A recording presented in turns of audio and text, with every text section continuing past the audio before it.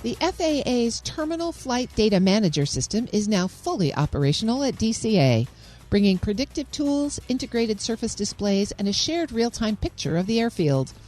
The goal is simple: fewer delays, stronger coordination, and a smoother experience for millions of passengers each year. We explore what travelers will notice and what comes next with Doug Lieberman, Vice President and CTO of Air Traffic for Leidos. Doug, thank you so much for joining me today. Oh, thank you for having me. Truly excited to talk about air traffic safety and systems. Speaking of air traffic safety, here in D.C., we had that fatal crash at Reagan Airport about a year ago. And as part of the investigation, it was reported that air traffic controllers in the tower at Reagan National Airport are still using paper strips. Talk to me about that kind of technology in the 21st century. Yeah, it's amazing. Air traffic controllers do an incredible job every day of managing highly complex information and keeping our airways truly safe and us as flying the public safe. But in all but 15 airports in the United States today, they still use what are called paper flight strips. And these paper flight strips are about 8 inches wide, about an inch, inch and a half tall, depending on the location. And that is how they manage what's going on at the airport. They pass these pieces of paper back and forth. Each piece of paper is one per flight and has all the kind of the critical information. But for all but 15 airports today, they're still using paper flight strips. Sounds like it was state-of-the-art technology in 1940. A long time ago. But it works still today. That's really amazing. But there's a new system at Reagan, a new digital system. Talk us through what that changes for the air traffic controller in the tower. Absolutely. So recently, Leidos and the FAA jointly developed and built and deployed a system called Terminal Flight Data Manager, TFDM. And TFDM is a modernization. But more than that, it takes the digital flight, the electronic flight strips, which is these paper flight strips, but converts them to a digital format and allows the controllers to do the same thing they do today, move them around, order them, write on them, sort of all the things they do today, but in an electronic format, but also extends beyond that.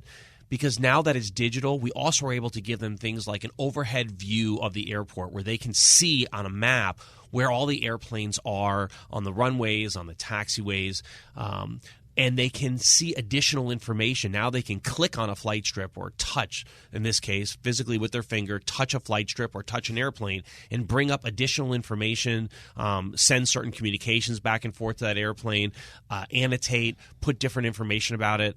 Really makes it for a much more streamlined and efficient process for how we handle air traffic. One of the things that the NTSB found in its report about the crash at Reagan was that the controllers were managing an incredible mental load, if you will. How does this system help them manage that and provide sharper control over the air traffic? Great question. The term that I like to use is reducing cognitive load. So the more that we can help these controllers by giving them the information that they need when they need it, not overloading them with a lot of information they don't need, as well as giving that in a sequence format so that they can really concentrate on the job at hand. So if you think about a tower controller, there's a person that's sitting there looking out windows, trying to observe what's going on the ground, and then they've got these electronic systems in front of them that are sort of giving them the information that they need to understand what to do with that airplane next, what taxiway should they go on, what runway, making sure that airplanes aren't getting too close, etc. And these systems are designed to substantially reduce the cognitive load of what they have to process so they can actually see that and to give them information when they need it, where they need it. For example, part of TFDM is about sequencing. So what is the optimal way and where do I slot this one flight in to take off next or to leave the gate or to enter a taxiway in order so that the entire operation of the airport are optimized, so that people aren't waiting. There's not a queue of airplanes taking off. There's no congestion on a taxiway, for example. One of the findings from the investigators was that the airspace around Reagan National is unusually tight and complicated and unforgiving. Certainly the pilots said that, and were able to make some last-minute adjustments just based on their familiarity with the complexity around that airport.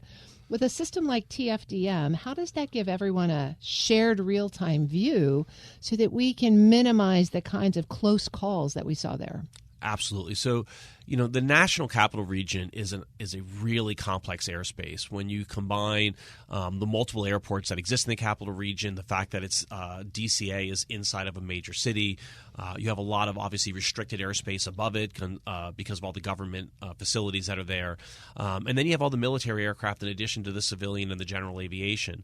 So what's really important is as we implement tools like TFDM, which significantly help with the day-to-day operations and the moment-to-moment things that are happening, by going to a digital system, we're able to integrate with the larger NAS, which is the National Airspace, much better, and be able to bring together the culmination of all this data that comes in to optimize the decision-making systems that have to occur. So we want to make sure that everything from which planes are arriving at DCA all the way from when they even start to take off at their source airport to their destination, systems like TFDM today integrate with other things like TBFM, which is a system which manages time-based management of airplanes, and other systems that are coming online to really optimize who's coming into the airspace, when are they coming to the airspace, how often are we having arrivals and departures, and really just sort of choreographing all that together. That's really the key piece. By going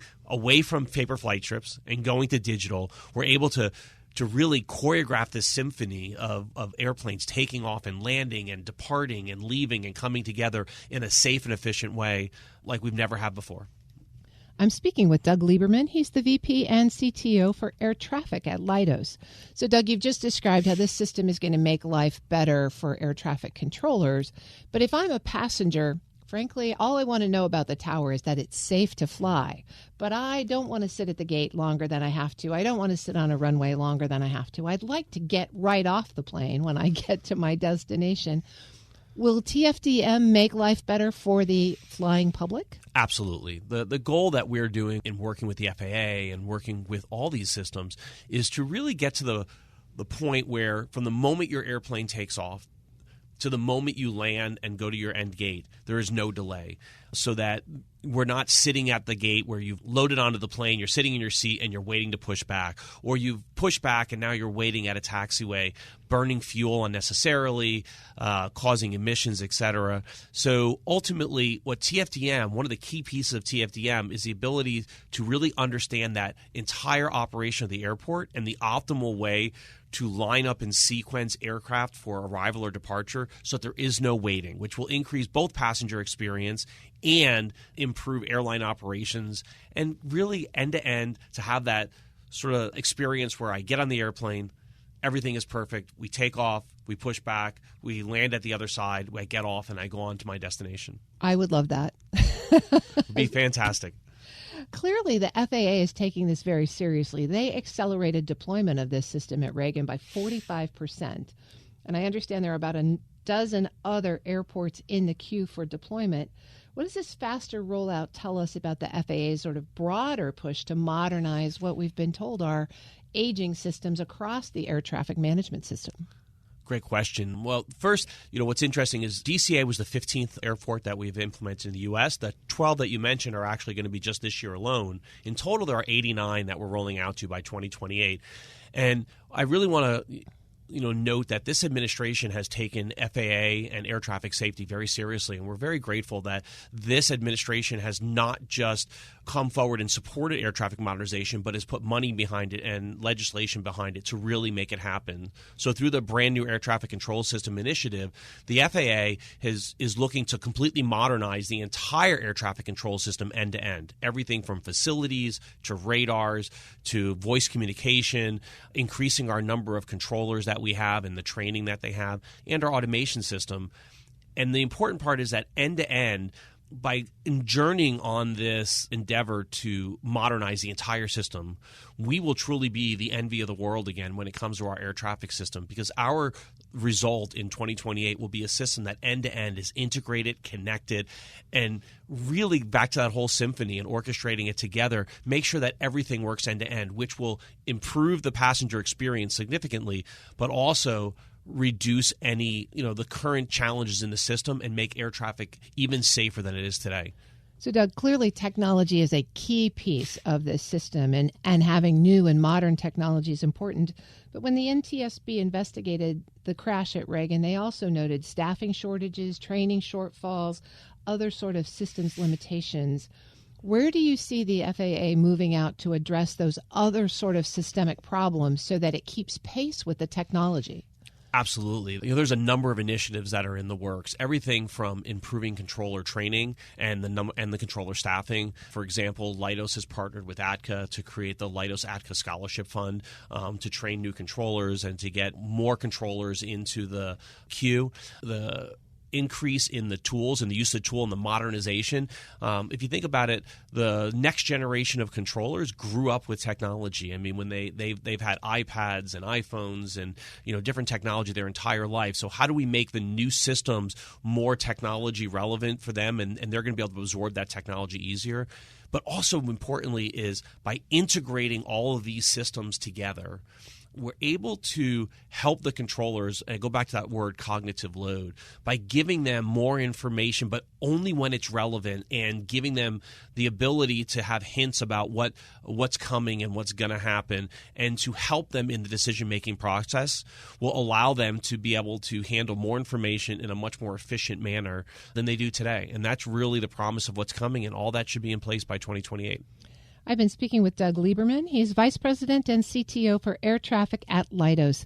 Doug, thanks so much for joining me and giving us an insider perspective into the symphony of air traffic control. Well, thank you for having me. We're excited to continue to partner with the FAA and to truly embark on this journey to modernize the air traffic control system in the U.S.